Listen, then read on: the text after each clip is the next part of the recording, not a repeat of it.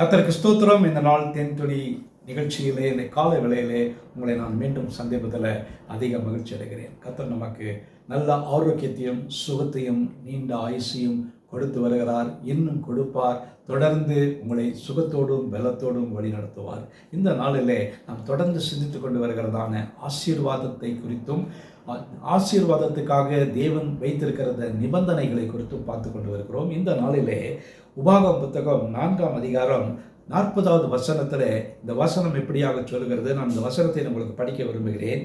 நீயும் உனக்கு பின்வரும் உன் பிள்ளைகளும் நன்றாயிருக்கும்படிக்கும் உன் தேவனாகிய கர்த்தர் உனக்கு என்றென்றைக்கும் கொடுக்கிற தேசத்திலே நீ நீடித்த நாளாயிருக்கும்படிக்கும் நான் இன்று உனக்கு கற்பிக்கிற அவருடைய கட்டளைகளையும் அவருடைய கற்பனைகளையும் கை கொள்ள கடவாய் என்றார். பாருங்க, இந்த இடத்துல ஒரு ஆசீர்வாதம் கொடுக்கப்பட்டிருக்கிறது. அதே நேரத்தில் அவர் நமக்கு ஒரு நிபந்தனையும் வைக்கிறார். வேதத்தில் எல்லா இடங்களிலும் வாக்குத்தத்தங்கள் ஆசீர்வாதங்கள் என்று இருக்கின்ற வேளையில் ஒரு நிபந்தனை வைக்கப்படுகிறது. அந்த நிபந்தனைப்படி நடக்கின்ற வேளையில் நமக்கு பெரிய ஆசீர்வாதத்தை கர்த்தர் கொடுக்கிறவராயிருக்கிறார். இந்த நாளில் இந்த வசனத்தில் படிக்கின்ற வேளையில் நீயும் உனக்கு பின்வரும் சந்ததியும் நன்றாயிருக்கும்படிக்கு. பாருங்க, நம்முடைய தேவன் நல்லவர், நம்மை அன்பு கூறுகிறவர். அவர் எப்பொழுதும் நம்முடைய நன்மையை குறித்து நினைக்கிற தேவன்.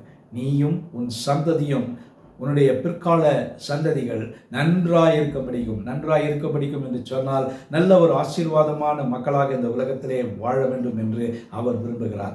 அதற்கு அவர் சொல்கிறதான ஒரே ஒரு காரியம், நிபந்தனை என்னன்னு சொன்னால், நான் உனக்கு இன்று உனக்கு கற்பிக்கிற அவருடைய கட்டளைகளையும் அவருடைய கற்பனைகளையும் கையை கொள்வாய். அவருடைய கற்பனைகள் அவருடைய கட்டளைகள் நமக்கு மிக மிக முக்கியவை.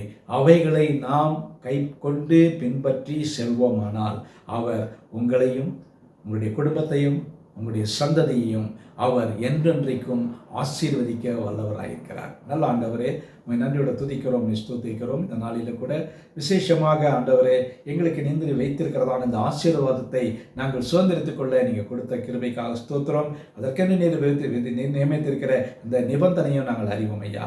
இன்று அவர் கற்பிக்கிறதான எல்லா கட்டளைகளையும் நியமங்களையும் நாங்கள் பின்பற்றி உம்மை தொடர்ந்து வர எங்களுக்கு உதவி செய்யுங்கள் ஆண்டவரே. எங்களால் முடியாத ஆண்டவரே சில நேரங்களில் தவறி விடுகிறோம், ஆனாலும் கூட உம்முடைய உத்தம பரிசுத்த ஆவியானவர் எங்களோடு கூட இருந்து எங்களை நல்ல வழி நடத்த வேண்டுமா ஜெபிக்கிறோம்.